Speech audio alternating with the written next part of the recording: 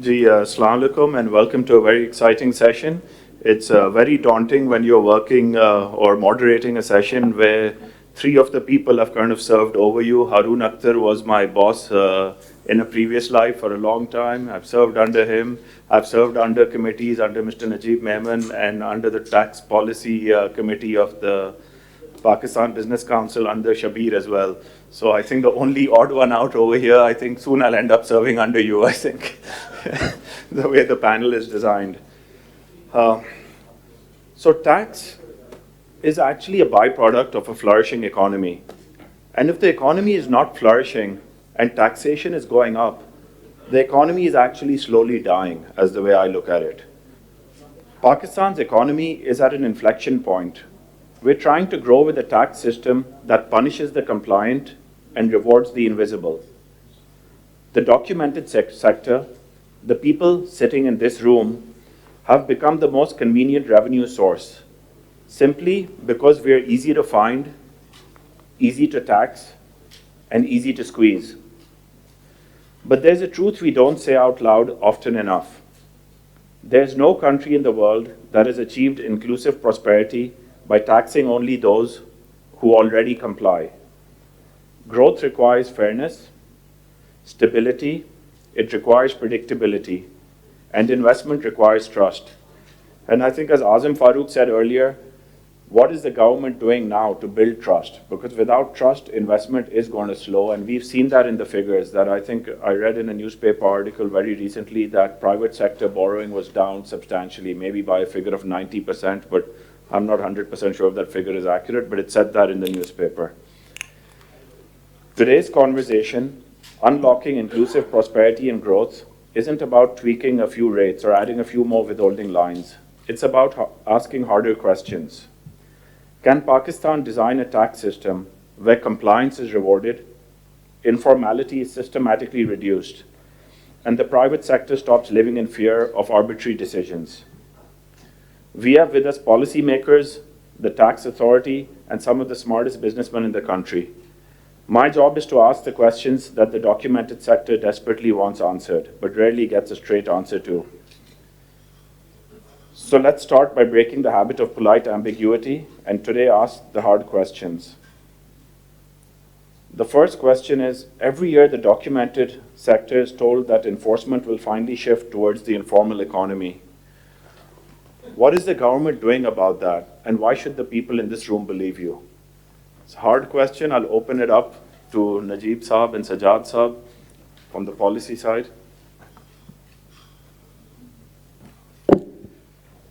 Yeah, I think the intention of the government is very obvious with the establishment of the Tax Policy Office. The tax system basically begins from where? From the drafting of a law. So tax code is very important. And in the tax code, there are two costs which are going to result from the tax code. One is the technical cost, another is the administrative cost. Administrative cost both for the administration, tax administration, and the taxpayers. Tax Policy Office is going to address the reasons why informal sector persists, why entrepreneurs prefer to fly under the radar, why they don't want to register. So first of all, we have to take fear out of their hearts, encourage them to register. And that could only be possible if we reduce their compliance costs. And that can be done by simplifying the tax law. And when I say technical compliance cost, it is the tax rate. When we will rationalize the tax rates, and when we will reduce the administrative complexities from the tax law, that will encourage the taxpayers to register. And that is the intention of the Tax Policy Office, that through simplification of tax laws, we will address the root causes of informality. And I'm of a personal opinion and conviction that enforcement alone cannot force the informal sector to move towards the formality. It is the right tax design and the right tax system which will achieve that objective. And we in the Tax Policy Office have started working on identifying the areas of complexity and the areas where there are multiple tax regimes, etc., as we will further discuss during this session. We will be addressing the simplification and addressing the root causes to encourage informal sectors to move towards the formal sector. And of course, the Rome was not built in a day. So it will take maybe a few years. But the direction is set, and it will be done that way. Thank you, Sajjad sir. Just taking it further from Najeeb, obviously you know that FBR is going through a transformation phase at this time, and we're bringing in a lot of automation and digital measures. So as far as your question is about how we're going to bring in the informal economy, we've got a transformation delivery unit which is working very hard at this time. And I'm sure with the digital initiatives that we're taking, the people will come in, because again, like Najeeb said, enforcement is not the answer. Tax compliance has to be voluntary. We can push people, nudge people towards there, and through different measures, and I'm sure technology has a big part to play. For example, with the track and trace and the digital invoicing and POS and the such measures that we're taking, and we've got about a program going on about data integration, in which 146 organizations will be supplying data to FBR, and I'm sure that will make a big difference in bringing the informal sector into the tax net. Thank you.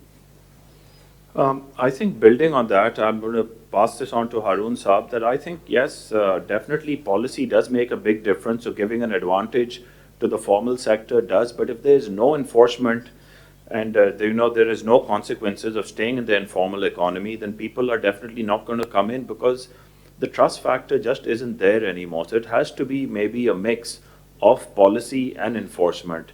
And I think Haroon Saab has done a lot of that with the POS system, with the Tajirs, with the negotiations. So I'm going to ask him what his opinion on that is. Yeah, thank you, Ziad. We all know each other. I'm sometimes, it's been eight months this time around that I've been with the government. So I'm part of the government, by the way. But sometimes I am called the agent of change, not angel of change, but agent of change. Sometimes a maverick, but I am just a person who is very close to the ground realities. I'm an industrialist, and being an actuary, I know economics very well. And I worked in the corporate sector for many years in America, so I know that also. And I started from scratch here. So my views are very clear, and they are based on evidence and realities, okay? So right now what the position is that we've got to grow. We are a country which is growing. The population is growing at the rate of 2.5%, one of the largest in the world. We've got to create jobs for them. And for that, we need to go on a growth trajectory, nothing less than 7%, and sustain it. We've gone to 9%, but it wasn't sustained for one reason or another, mostly political instability. So we are in a fund program. We've done well. FBR has done well. I mean, they grew by 27% last year, whereas the inflation was, I think, 10%, 9% on the average. So they're doing well in spite of a high base effect of last year. They're growing by 15%, where the inflation is average 5%. But the economy is not growing. So this cannot continue like that. And they will reach their peak very soon. The problem right now is that fiscally, we have reached a position in which we can pass on some benefits to the taxpayer. We can reduce the taxes. But because in the program, the parameter is primary surplus, not the fiscal position. Fiscally, we have gone down from a deficit of over 8% last year to less than 5% this year. And next year, we are aiming for around 4.5%. But it's not helping the economy. It's helping the inflation, but not the economy. But even if we pass on, after talking to the IMF, if we pass on the tax benefits, we will start growing. This country can grow at 7% today. it gets hit by is the trade deficit, which converts into a current account deficit because it's not offset by the foreign investment. And that comes later. First, we've got to get the investment restored from within Pakistan. No country is going to invest and come to Pakistan unless Pakistan's own investors are investing in the country. They bring the joint venture partners, they bring all the investment. Alone, no investment is going to come to Pakistan. So, this country has to be industrialized. I keep on saying, the industrial sector has gone down as a percentage of GDP from 26% 30 years ago to 18% is going down. The trajectory is down. Out of this, manufacturing is even less, at 13, 14%. There's no way we can create jobs like that, okay? And that's why you have so much frustration. We have a youth bulge. We're not using it. We've got to use that. So the only answer is industrialization. We've got to industrialize. No country in the world has progressed in the recent 100 years or 1,000 years without going through the process of industrialization. And there's a lot of talk, theoretical talk, that we can bypass that. We cannot bypass that. With this population, we have to industrialize. And industrialization, we've got to promote the manufacturing sector. When we promote the manufacturing sector, then we've got to make sure that the exports move faster than the imports. We have only 10% of our GDP in export. This is nothing. We'll keep on hitting on the trade deficit if we have a 10% export. This export has to reach 20%. So we have to bring the manufacturing sector back to 26% of the GDP. Out of that, the exports have to be between 15 to 20%. So they have to grow faster than the import. What is happening right now, as we grow the exports, the imports move faster. Why? Because Pakistan is a huge country. It is being injected by $42 billion of outside money through remittances, and which goes and buys the goods which are not prepared in Pakistan, they're prepared elsewhere. And that is why we get hit on the trade deficit. So a lot of imports are for domestic consumption, and we can't avoid that. So we've got to increase the manufacturing, we've got to have import substitution, and that's a word which is, or was considered to be a sin when I came, but it's no longer a sin. It's a negative word, but not a sin anymore. We've got to have steel mills here. We've got to have plastic. We have to make these materials in order to support the value-added industry. If we keep on importing that, we're going to increase the cost of production. They say the auto, they don't build the engines. How can they build engines? They need 1 million cars, 1 million engine to be economically viable.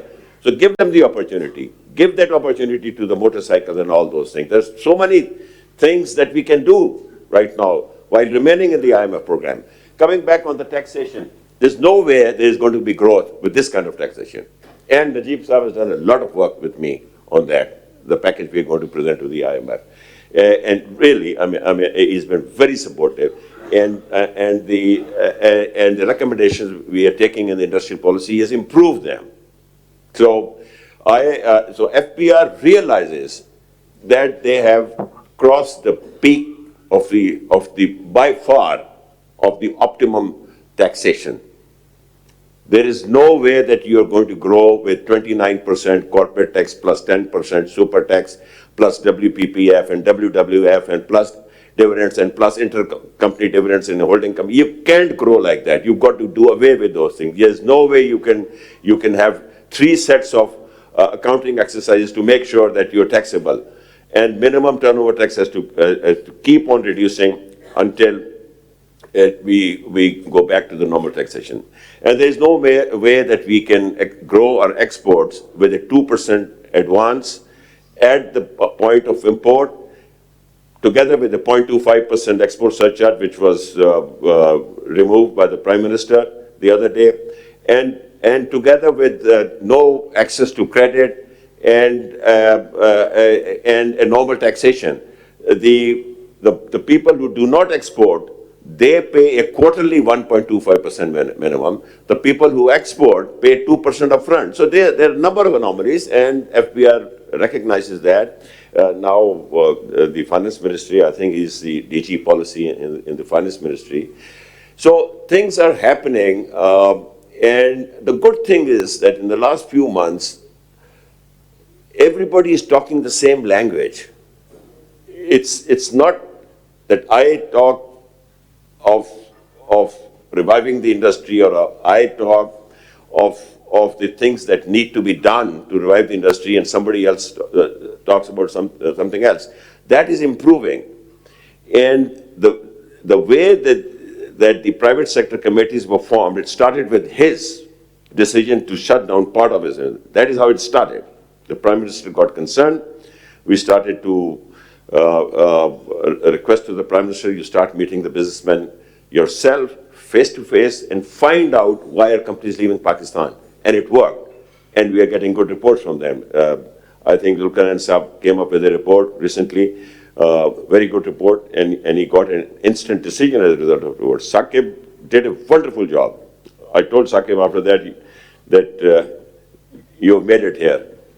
So in front of everything, Prime Minister praised it a lot. He was very diplomatic. A lot of things he wanted to say, he did not say, but he said it in a way that it made an impression on everybody. And it is going to give results. Thank you very much, Saqib, for all that. So we're going to continue the discussion, but you've got to grow. I mean, there's no other. And you have got to lower the taxes. And you have to do something with the exports. You can't keep on depending on your foreign remittances. That's not sustainable.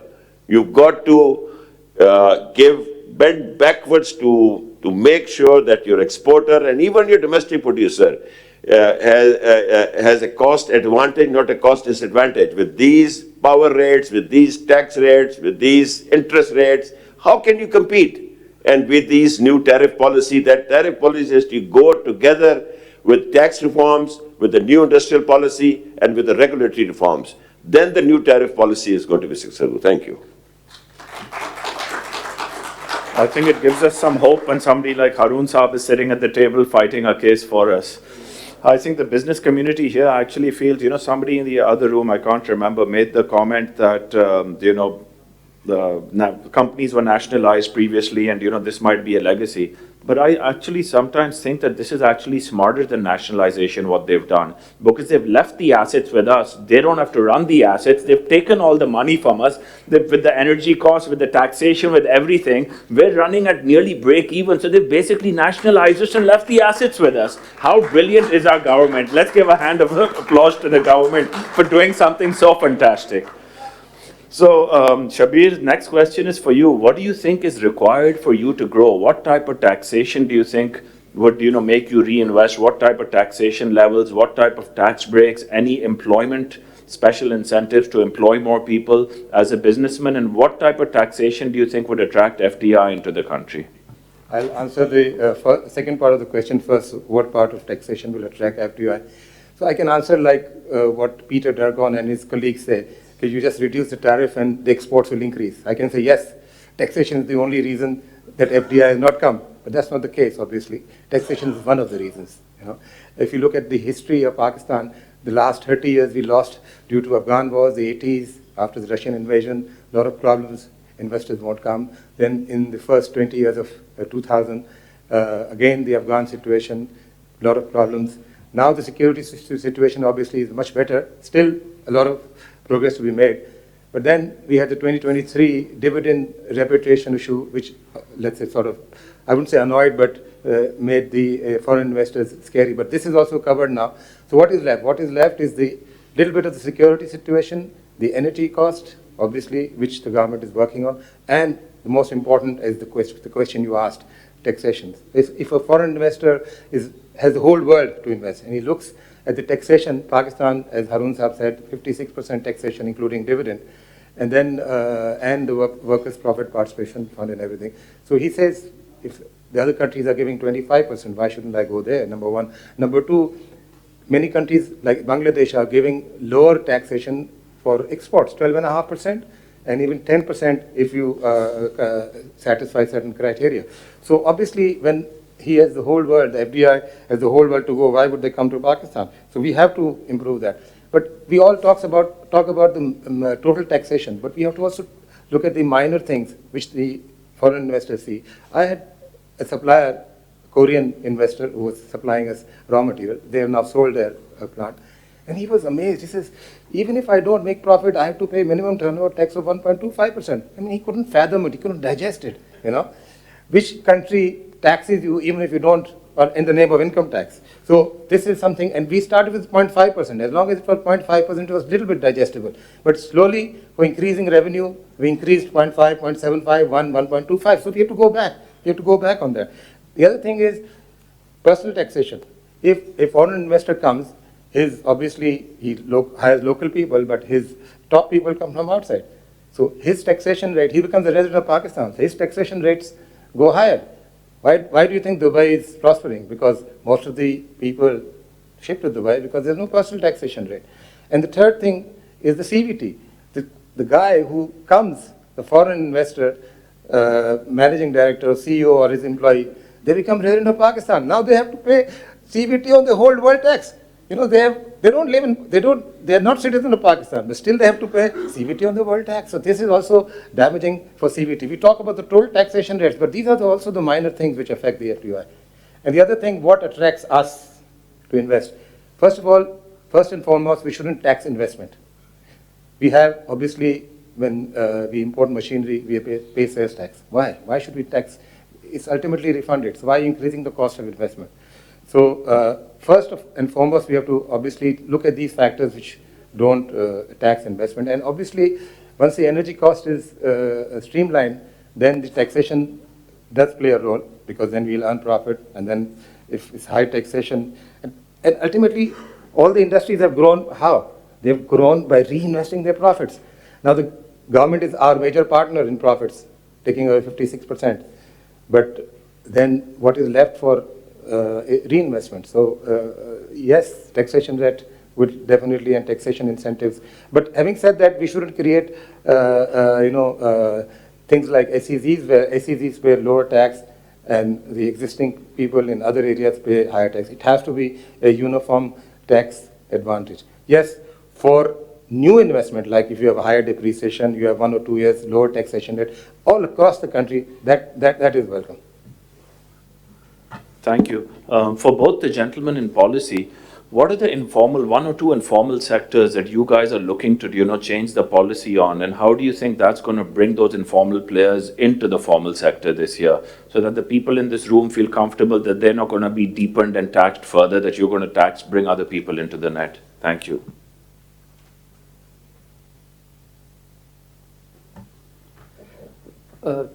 Two things. One, I've been taking some lead from what Diwan Sahab has said, that see, no tax is a good tax.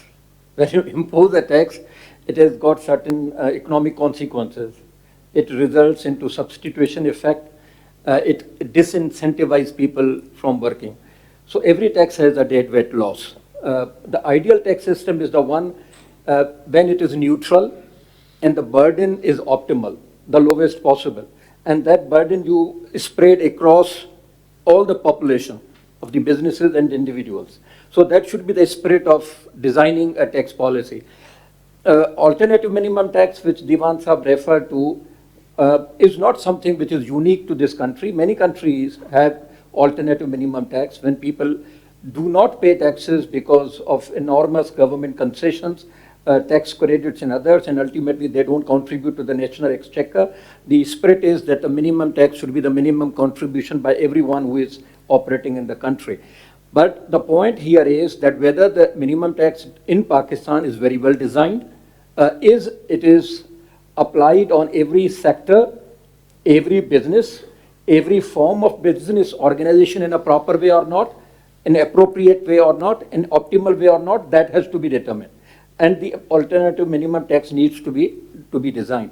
Coming to the next question. I'll just correct you here. I didn't talk about alternative minimum tax. I've talked about the minimum turnover tax. Yeah, those are from the recent past. Some distortions are made in the law. They have been identified, and they will be gradually addressed in terms of the class of income where they are hurting, in terms of the type of the taxpayers they are hurting. So we will be addressing them, and these have been identified. And just wish us good luck that we can design the alternatives in a better way, and we find the sufficient fiscal space to plug these loopholes which have been created in the past. But these for sure, they are in the site. About actions which we are taking in order to encourage the informal to become formal, two things are important. One, as I already said, my first paper which I published was, is income tax responsible for large informal economies? And I've already mentioned that we have to address the root causes. The second thing, I do agree with Ziad Saab when he said that enforcement is another thing which is important. But we must understand that when it comes to the compliance, it is seen in a pyramid. And in the pyramid, those who are stubborn, they are always at the tip. There are not many. And the full force of law should be applied only on those who are at the tip. And one of the reasons of the informality in the developing economies is the weak tax administration. And you are familiar that government is undertaking this transformation project, which is strengthening the tax administration in terms of digitalizing, in terms of pulling up the data, mining it properly, and targeting the right person instead of indiscriminate firing and hurting everyone. So FBR is, through this transformation plan, is strengthening its digitalization of the processes so that the right non-taxpayers could be identified and could be dealt with. You are, as FM Saab always mentions, people, processes, and technology. So people are important. If BR comprises of the people, their workers, and transformation plan envisages several things for them in terms of improving their skill sets, in terms of embedding the reward and punishment systems so that the officers could exercise their jurisdictional powers appropriately. So government is doing on both the sides, the administration side, in order to focus on those people who are stubborn, who are hard to taxpayers, and they are not registering despite so many other incentives and other approaches. So and besides that, I mean, we should not forget the recent budget, wherein we also had a little contribution, like we introduced Section 21, Clause S of Section 21. We introduced Clause Q of Section 21. We did not want to punish the formal sector when they sell goods to the informal sector. We wanted to squeeze the market of the informal sector. And we said that when you are going to purchase from the informal sector, we are going to disallow you some expense. We will encourage people to deal with the formal sector only. So instead of punishing and curbing on and squeezing the sales of the formal sector, we are going to now punish or squeeze the sales of informal sector. We should make informal sector's life harder than the formal sector. And we definitely are now considering other possible options also, that if somebody purchases entire goods from the formal sector or things like that, those should be encouraged. So these all are the different aspects to that, and I think this session is too small to talk about all of them. Yeah, thank you. I think Najeeb's covered all the bases on that one, but I just want to, put some figures across. This year, till the closing of the return season, we got about 5.9 million returns, which is up about 700,000 from last year at the same time. In all, for tax year 24, I think we got about 6.6 million. And this year, obviously, it should cross 7 quite quickly. So something is, we're getting something right somewhere. I mean, obviously, it's a gradual process. But I think, again, I'm going to go back to data integration because I've seen that in the field, how that works. And that's the way when you approach a person who's in the informal sector and he's not, coming willingly. So you bring the facts in front of him and you compel him, because this is the information that we have, and we're going to act on this information. And that usually, there's usually a good persuasion, I would say. So, yeah, that's all. Thank you. Sajjad Saab, out of these, you said 700,000 additional filers which have come in. How many are nil filers? And apart from that, how much revenue have they actually bought in compared to what was there last year? The revenue has increased. I'm not sure about the nil filers. I don't, I think that analysis will be going on. But I think the revenue has increased. I don't have the figure actually. I'm sorry. Okay, Haroon Saab, there's been a lot of chatter going around about some whistleblowing policy which is about to be launched against the private sector. This is extremely worrying to everybody in this room as it might be misused to blackmail people, against just accusations which are not real. So why doesn't the government first think of launching a whistleblowing policy against its own people themselves? And I mean, first clearing it against themselves. I mean, as you're a proponent of, supporting the private sector, why don't they just, everybody knows that there's smuggled goods all over Pakistan, where the markets are. If somebody can go and just say this smuggled goods are over there, these are over there, that's easier to whistleblow against the people who are not enforcing against that, rather than just targeting everyone over here who's already running on fumes. Yeah, I'm going to answer that also, but you see, everybody knows what's happening right now. The taxes are so high that there's a lot of evasion. I'll tell you a story. When I started my first job in Canada, some of you who know that country, Toronto, my boss, 2 levels above, used to tell me that I judge the economy when I come through one of the motorways, Don Valley Parkway, and I see if there's bumper-to-bumper traffic, then the country is doing well. I see that traffic here in many roads. So the country is doing well, but the economy is not doing well. Why? Because you have so much taxation on the documented sector. They are either shutting down, or they're leaving the country, and they're not plowing the profit back. So who is prospering? The undocumented economy. That is why you see a lot of traffic, a lot of shopping, everything is okay. Stock market going up, but the documented sector, the industrialization, the manufacturing sector is going down. So that's a bad sign. So we've got to bring the taxes down. We've got to bring the taxes to a level, even sales tax, so that all the documented sector would say, pay this amount, get your money widened, have a peaceful night's sleep, and get a part of the economy. That level we have to achieve. We can't live with these kind of taxation. The other thing is, I can understand where the policymakers are coming from, the tax policymakers are coming from. When we left, times changed. I mean, but when we left, in I think 2017, the tax to GDP ratio was 11.4, FBR taxes. It has come down since then, although taxes have increased significantly. I think there has to be a balance on deterrence and on the taxation. Deterrence should be used as a tool because once it is used too many times, it's no longer a deterrence. Then people move around there.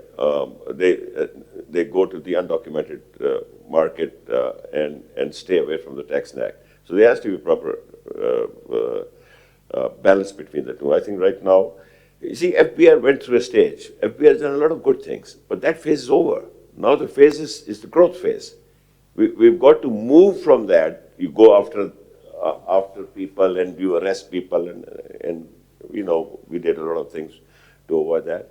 So we are entering into a growth phase, and in a growth phase, you've got to get the ball rolling for a high growth, because with the high growth, your taxation is going to grow also.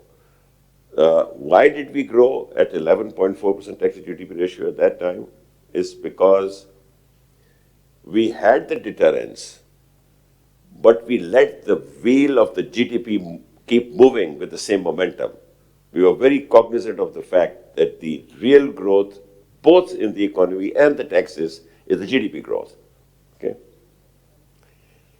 But keep in mind that 25% of the GDP is the agriculture sector. They're only taxing, according to the constitution, only 75% of the economy. So if they're at 10.4% GDP ratio, you divide by 0.75, they're already at 14% GDP. What they're taxing is 14% tax to GDP ratio. So it's misconstrued that the FBR's tax to GDP ratio is 10.4. It is not. It is 14% to start with.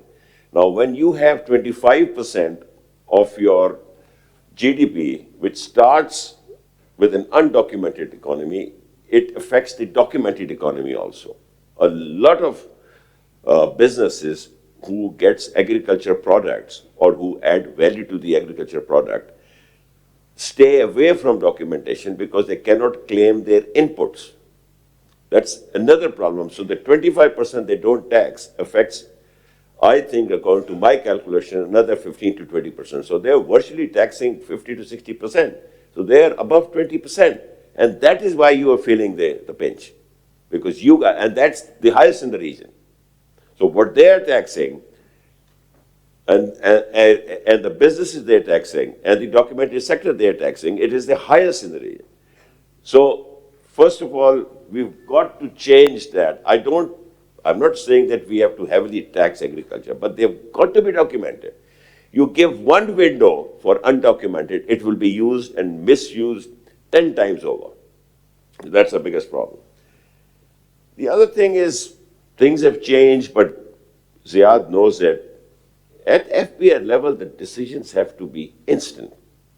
I give you an example. I'm not going to boast on that, but I'll just give you an example which will tell you a lot.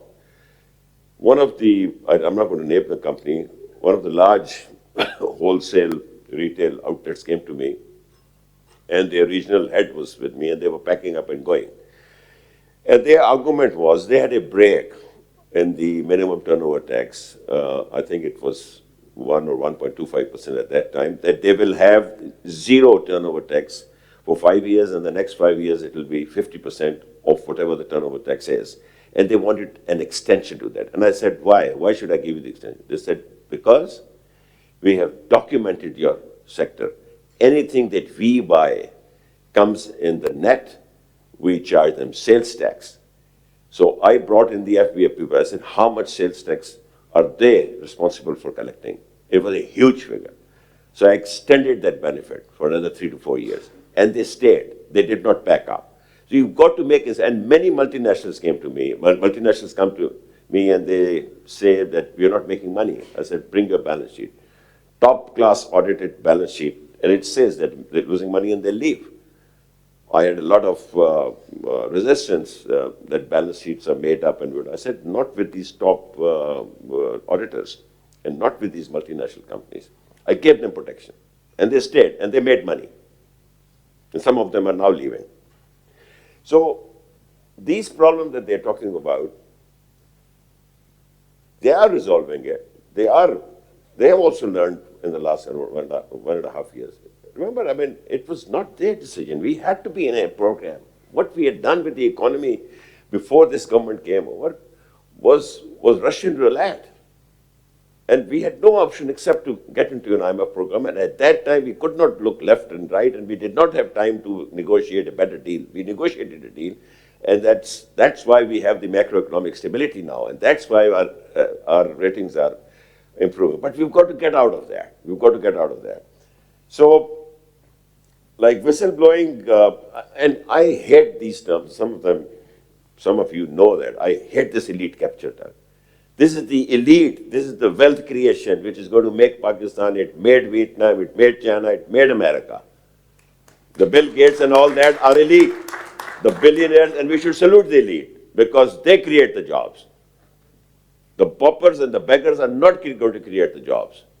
We are going to provide enough money to the taxation system that the taxation system will provide the security net that the poor people need. And it's not, you cannot take 750 billion rupees from an economy which is squeezed and which is not growing and give it to the poor. You give 750 billion to the investors. You reduce the tax that. They will create the jobs. We have made this program as a dole-out. It has to stop. It has to be used or passed to the provinces. It should be passed to the provinces. And this money that you save should be used for tax benefits and for all the things that we need to do for the industrialization of Pakistan. Because remember, I mean, the 2% advance, 1% is the minimum tax and 1% advance of the taxes, had an impact of only 90 billion rupees. And that also the time factor, because it's an advance the FPR would, but they could not afford it because they're in the program and they needed revenue. And we are giving 750 billion, which Social Security is not the federal government's after the 18th Amendment. And we are paying it. Very good. The provinces should pay it. So there are many things we can do. And whistleblowing, I think this will be misused. Every accountant that you fire or you don't give a raise is going to go and whistleblow, ruin his job, his career, and ruin the business also. So there has to, if you bring in the, yeah, we copy a lot of laws. I'll give you one example. We made the single largest recovery once when I was there, 6 billion rupees from single individual. And we bailed him out. I'm not going to name them. It was what happened to him should not have happened. It was unfair. But anyways, I wanted to bail him out, but I wanted to get the tax. They had a NAP case against him, and he had against the money laundering case. All these laws are misused. Okay. And when he was ready to pay, he came for the settlement. He wanted to get out of these things. He had left the country. He wanted to pay that money. But we could not compound the offense, even when he was paying. So anyway, long story short, I went to law ministry, and after that, they didn't know how to do it. Somebody came and said, I drafted this law. I said, how did you draft it? He said, we were sent to visit different countries, and we liked the money laundering law of one of the, I'm not going to name the country, one of the European countries, so we copied that. That is the way laws have been made. That is the way the environmental protection law was made, in which you have to, as a chief executive, go in front of the judge. And that is where the Competition Commission law was also made. Because I was in the Senate. I had to fight for that law to create the appellate competition tribunals. Otherwise, the appeal also lied within the Competition Commission and the next appeal with the Supreme Court. So these are the things. We make laws which do not suit the private sector. And on this issue, I think they should bring in and discuss this law, the whistleblower, with all the private sector, with the business community, with the chambers, and come up with a consensus thing on that. Thank you. Thank you. I think we're out of time, so we're going to open up for questions right now. But before we do that, I'd like to just say that, all the gentlemen on the stage over here are extremely pro-business. These are none of those gentlemen who think we're chores or anything like that.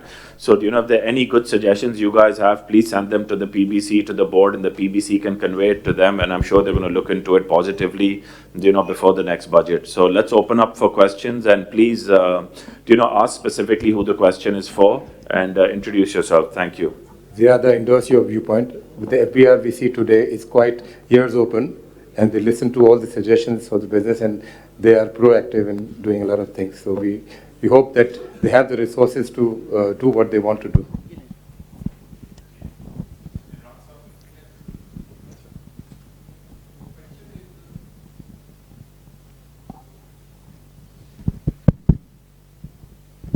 To the honorable advisor, that we have done on the retail level the sale tax, and it was the POS integrated with the FPR, and at that time there was an incentive given to induce the people to be integrated with the POS. Later on it was withdrawn, and still till to date, so the compliant retailers are suffering, and we are the non-compliant are taking advantage of the situation. As of now, only, I think, if I'm not wrong, only 50,000 POS has been integrated. So how we can survive in the market when the non-compliant are taking incentives because there is a sale tax which is increasing year by year. So this is every time it was promised that it will be implemented and strict action will be taken. So in the open market you can see it. So how we can survive with this kind of a situation? Thank you very much. Actually, this question should be answered by the policymakers. I used to be at FBR. I am advisor on industries, but I will answer this question. You see, when you try to bring in the retail sector into the net, you have to understand for all these 75, 78 years, they have been out of the documented sector. Okay? So when I was there, I brought in a program. It was called an amnesty program at that time. It took me 6 months to convince them. I talked to all the Traders Association across Pakistan and traveled myself with the trading bodies. Their fear is the taxman. They say once we enter this net, they will not spare us. They will open our accounts for the last 5 years. For instance, if they're declaring 10 million rupees and their actual turnover is 100 million rupees, they said then if you have declared now 100 million, you are making the same kind of money in the last 5 because you open tax returns for the last 6 years. So we gave them a break and immunity against that. We said, okay, if you get your documented and show your true income, we will not send you anything backwards, so you're immune from that. The next question was that they say our turnover is very high, our profit margin is very, very true, but profit margin is not that much. So this 1.25 or for the traders is much less than. We reduced that also. We gave them that because they are suddenly going to declare a very high volume. So these things are not done overnight. It was rightly said, yeah, it takes time. The third problem they had that we do not want to become withholding agents, because the moment we become withholding agents, we are audited separately for the withholding income tax agent, we are audited separately for the sales tax, and we are audited separately for our own income tax. So we said, okay, for the next 4 years, you will not be the withholding agent. And then they said, what about the next 4 years? We gave them a break on that also, that you will not be audited for the next 4 years. And it got the support of all the trading bodies of Pakistan. And the program was launched, and I called it deliberately the Voluntary Asset Declaration Program. Why? I will give you a story on that also. It's very important. I had gone with outside with permission from the Prime Minister Nawaz Sharif. He wanted the sales tax on a single digit to discuss all these. I made use of the opportunity at that time to discuss this program. We were in an IMF program at that time. And this was an IMF team. Before going there, I studied the gentlemen who were there, which countries they come from. Anyways, I'm not going to go into that. But there was Canada involved, and there was America involved, and there was Turkey involved. So I started talking about the amnesty to the traders. And I said, we are planning to give this amnesty to bring them in the net. They said, no, you can't give that. I said, why? I said, because it's an amnesty. I said, what about Canada? The Voluntary Asset Declaration is the name the Canadians gave. I said, they have this program. That's an amnesty. I said, what about America? America has a program for many years. I said, what about Turkey? I said, they have a program. They have a program in which you bring your dollars and put it in a central bank account and no questions asked. So what's wrong with this? It will be voluntary. I mean, we are not going to impose it on anyone. So we named it a voluntary. But guess what happened? In the presence of the program, we launched this. And we were hoping that 150,000 minimum people will come in. Only 10,000 came in. Why? At that time, we did not have the proper deterrence. This is the time for them to launch such a thing. You've got to listen to the business people.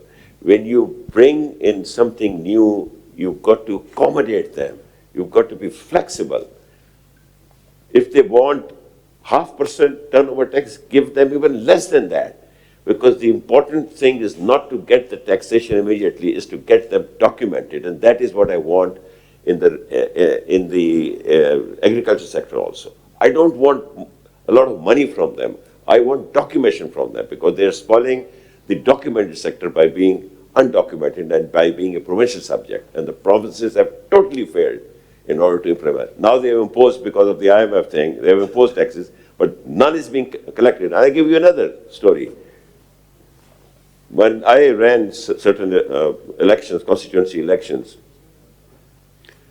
we make sure that we pay all our taxes, because agriculture income tax is tax, so I am into agriculture also. So I wanted to clear all my agriculture tax bills. And I did not know, I checked with the deputy commissioner, I checked everybody, they said we have no system.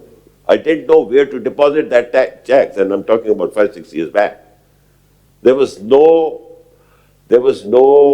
institution where I could deposit agriculture income tax. I could not get the forms. There's no declaration form for agriculture income tax. And to date, there is none.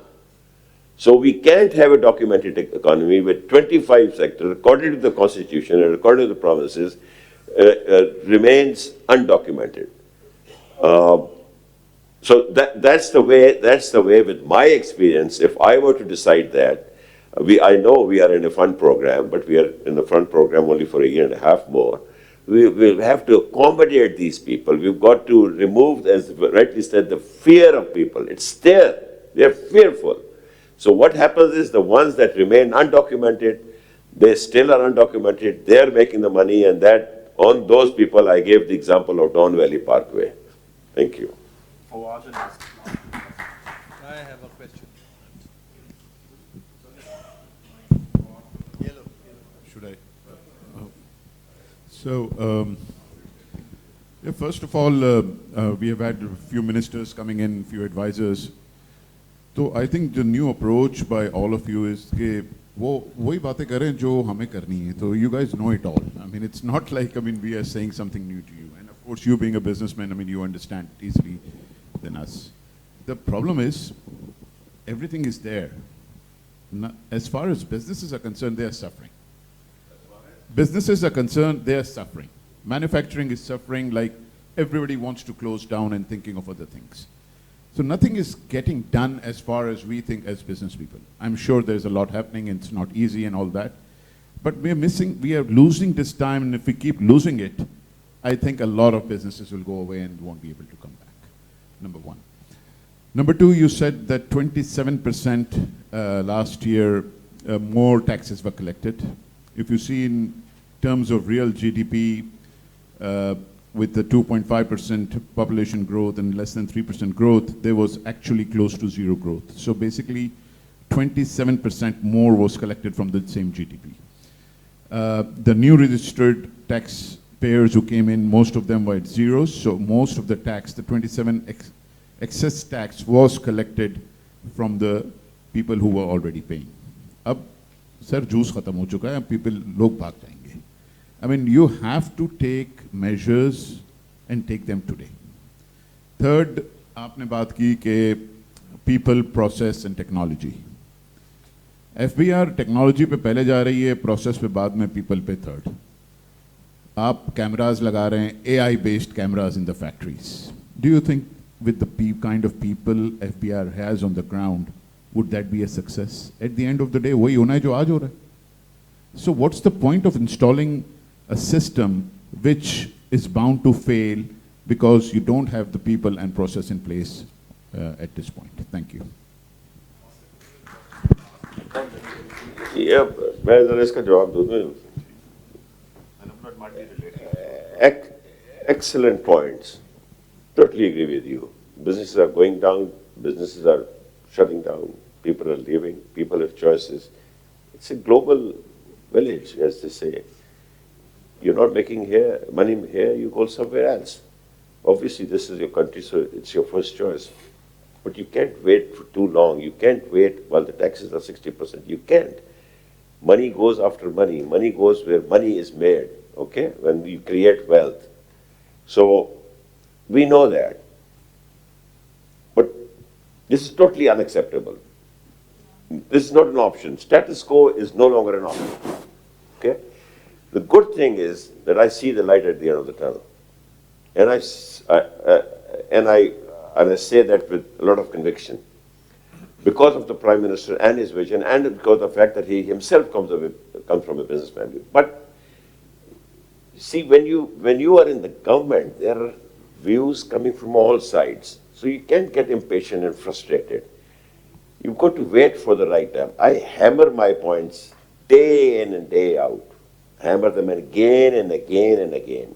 And 5-6 months later, I see people changing their minds.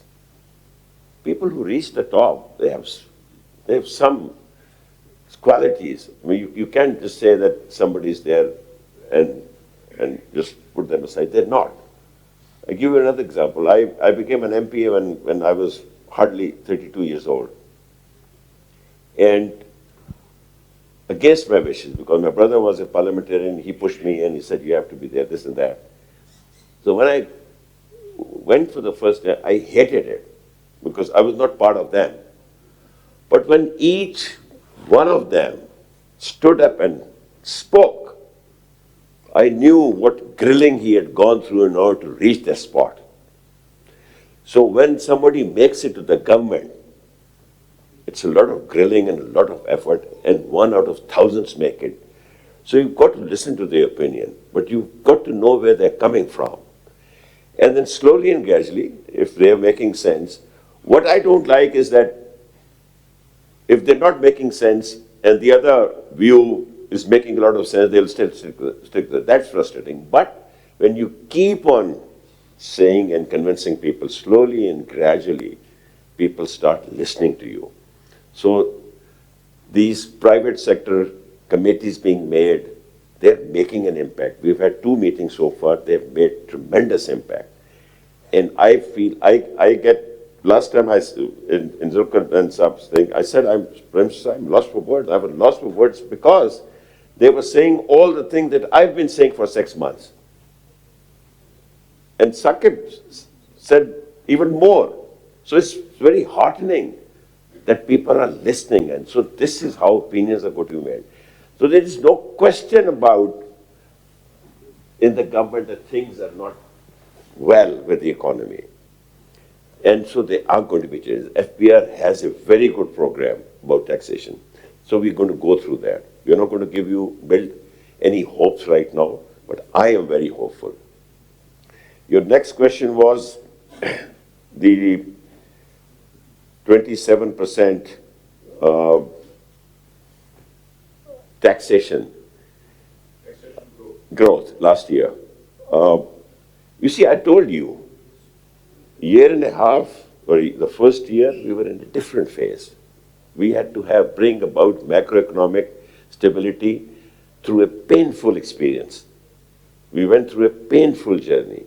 And all of you suffered, including me, badly, suffered badly. I told the Prime Minister the other day, for the last 5 years, my family has not invested a penny in the business.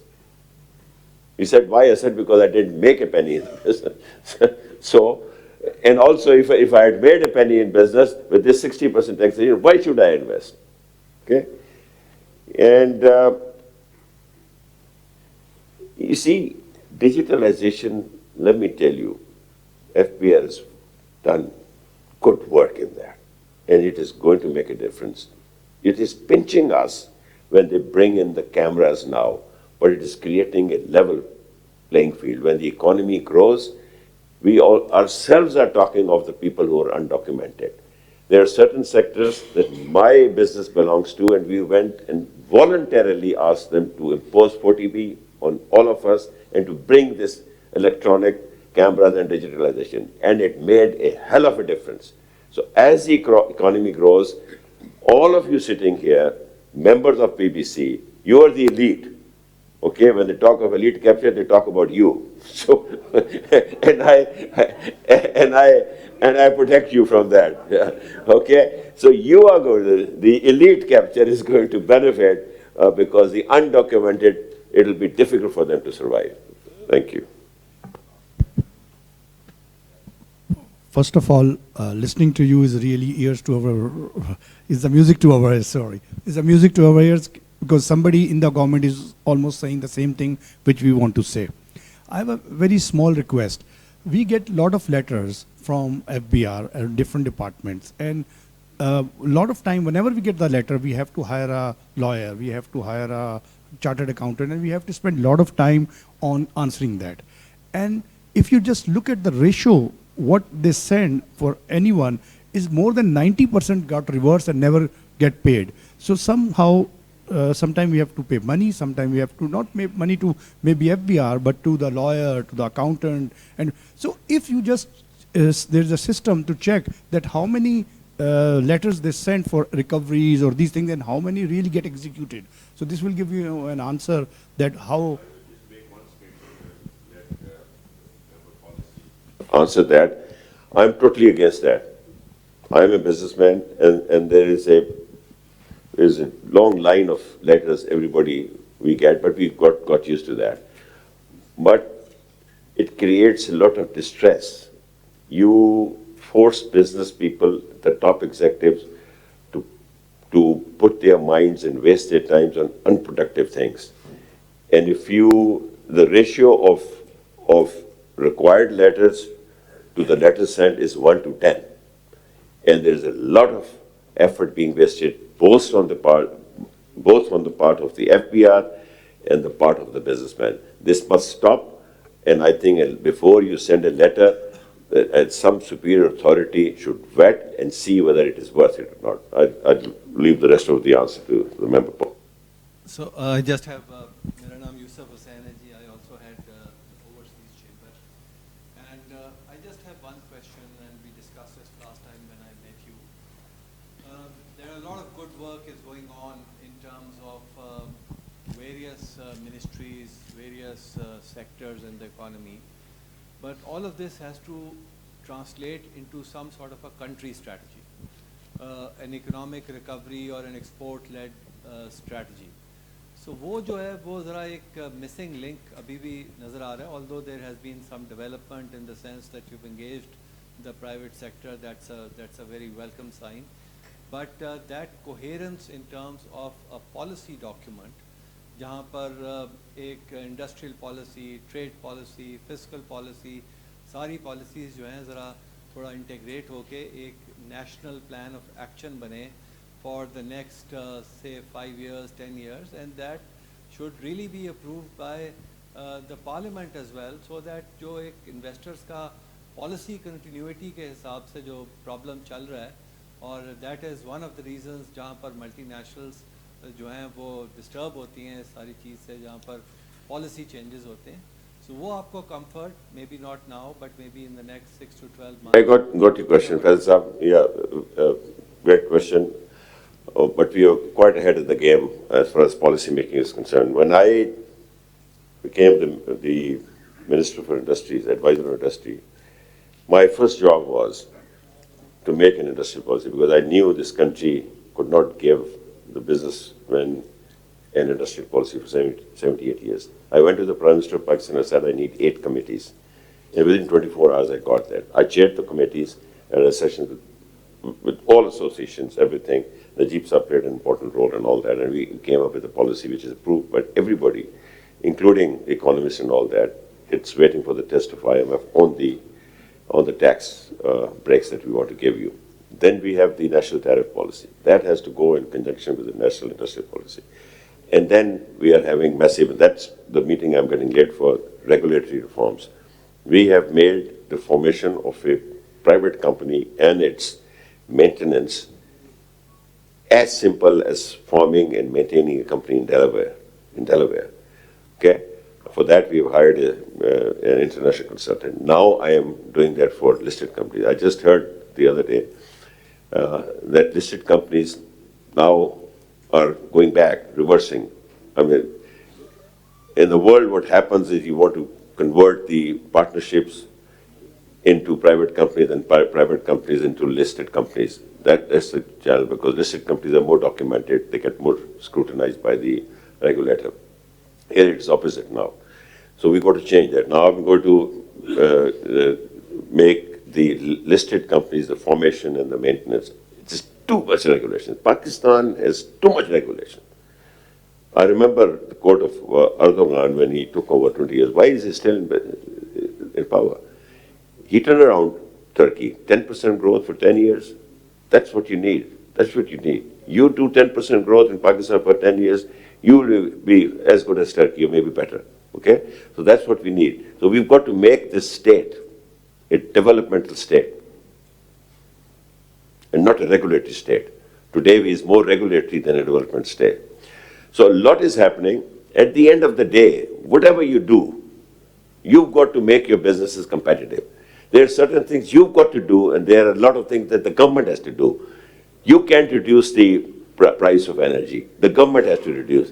You cannot reduce the interest rates. The government has to do. You cannot reduce the corporate tax rate. The government has to do. But you have to, and I am a strong proponent of that. You make private sector, you enable private sector to make money. They will bring in the R&D. They will bring in the joint venture partners. They will bring in the Japanese and the Americans and all those. They're the ones. You've got to let them make money. And they bring in the technicians. You know, they're all hidden. They're already technicians working in company. So the government just have to have a helping hand. The government support mainly has to come in small and medium enterprises. The big enterprises, and especially the elite capture that is sitting in front, will take care of themselves. So a lot is happening, but they all have to converge. They have to become part of a policy. I understand that, but we are getting there. We're getting there. Thank you. I have to leave.